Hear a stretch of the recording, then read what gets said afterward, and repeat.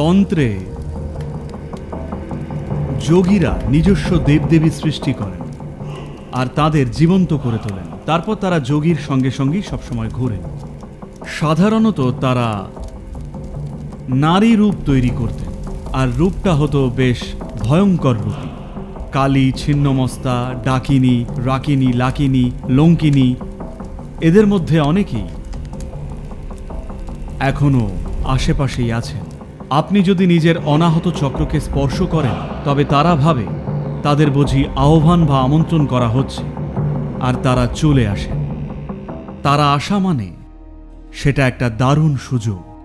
কিন্তু যদি আপনার আবেগের মাধুর্য আর বুদ্ধির যে তীক্ষ্ণ বিচার ক্ষমতা তা বজায় না থাকে, তাহলে এই জিনিসগুলোই একটা ভয়ানক অভিজ্ঞতা হয়ে উঠতে পারে, আর আপনার মনও ভেঙে দিতে পারে। সমস্ত দেবীর মধ্যে বিশেষ করে ছিন্নমস্তার কাছে যাওয়ার আগে মনকে এমনভাবে স্থির করতে হবে যেন তা ভয় আর পছন্দ অপছন্দের ঊর্ধ্বে থাকে, যেন জীবন আর মৃত্যুকে অনায়াসে একইভাবে দেখতে পারেন। সেটা ছাড়া ছিন্নমস্তা আপনার জন্যে খুব খারাপ কিছু হয়ে উঠবেন।